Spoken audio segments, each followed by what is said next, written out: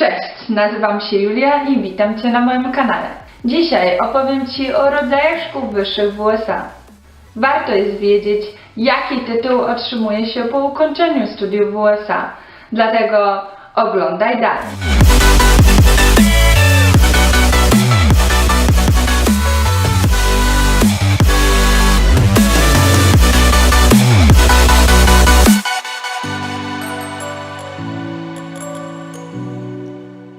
W Europie mamy studia pierwszego, drugiego i trzeciego stopnia.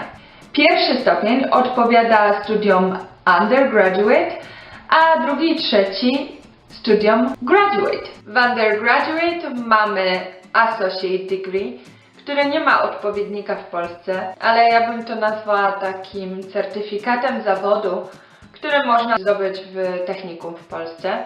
Bachelor's degree, porównywalny do licencjatu. Graduate mamy masters, magister i doctorate, doktor. Jeśli planujesz iść na uniwersytet, możesz iść na Associate for Transfer, gdzie zdobywasz tytuł Associate i ze swoim bagażem wiedzy, już ze zdobytymi zajęciami, przenosisz się na uniwersytet i tam kończysz tytuł licencjata. Właśnie co jest najfajniejsze, te wszystkie zajęcia, które zrobisz na Associate, liczą się na uniwersytecie, więc tak naprawdę zdobywasz 2 tytuły. No ale dlaczego tak naprawdę ludzie na to idą? Dlaczego to jest tak opłacalne? Więc są 2 główne czynniki, dlaczego ludzie decydują się iść na Associate Degree, nawet jeżeli mogą ukończyć licencjat na jednym koledżu i nie musieć się przenosić i robić tyle zamieszania. Więc jeśli nie wiesz, o co chodzi, to chodzi o pieniądze. Community i junior college są dużo tańsze niż uniwersytet amerykański. I drugim głównym czynnikiem jest tytuł. Sam tytuł Associate nie jest aż tak ważny, jeżeli się już ukończy licencjat, ale jeżeli z jakichś powodów będziesz musiała przerwać naukę po 2 latach albo po 3, już masz ten tytuł, już masz coś i możesz iść do zawodu z większą szansą niż po ukończeniu szkoły średniej. Czym są te community i junior college? Są to mniejsze uczelnie. Poziom nauki nie powinien być powodem, dlaczego rezygnujecie właśnie z tych szkół. Jest on zależny od miejsca, to na pewno. Tak naprawdę poziom nauki nie można mówić, że jest gorszy lub lepszy niż na uniwersytetach. Dalej uczą Was bardzo ważnych praktycznych rzeczy. I teraz konkretnie idąc do tytułów, tytuł Associate może być Associate of Arts, czyli bardziej kierunki humanistyczne, i Associate of Science, czyli przyrodnicze, ścisłe.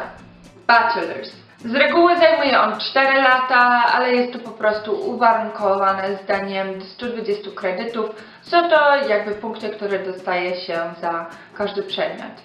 Bachelor's jest po prostu porównywalny do licencjatu. No i co najważniejsze, daje Ci przepustkę do ukończenia magistra. Zdanie tego poziomu w Ameryce jest szanowane i już daje Ci naprawdę wiele możliwości, jeśli chodzi o pracę i płacę. Przechodząc do graduate, masters trwa od roku do 3 lat, w zależności gdzie idziesz. Nie powiedziałabym nawet na co, bo w niektórych uniwersytetach tak zwany MBA, czyli Masters of Business Administration, może trwać rok i może trwać 3 lata, może trwać 2. Wszystko zależy od uniwersytetu i uczelni. I teraz w programach masterskich możesz być jak zwykle Masters of Science, Masters of Arts, i jest MBA, czyli Masters of Business Administration. Jest to ogólny magister w biznesie i jest też ciekawy kierunek Artistic Diploma i dostaje się go za studiowanie opery. I tak przechodzimy do doktoranckich studiów. Te mogą trwać od 3 do, nie wiem, chyba nieskończonej ilości lat. To wszystko zależy od Ciebie, od Twojej mobilizacji. Bardzo często ludzie jeszcze pracują, są tak zajęci, że nie ma takiego głównego skupienia na nauce. Studia doktoranckie to są długoletnie badania i research tak zwany. To tyle na dzisiaj. Mam nadzieję, że dzisiejszy filmik pomógł Ci zrozumieć ten system wyższej edukacji w USA. Koniecznie zostawcie komentarze poniżej, co następnego chcielibyście usłyszeć. Dajcie lajka i koniecznie zasubskrybujcie mój kanał. Do zobaczenia!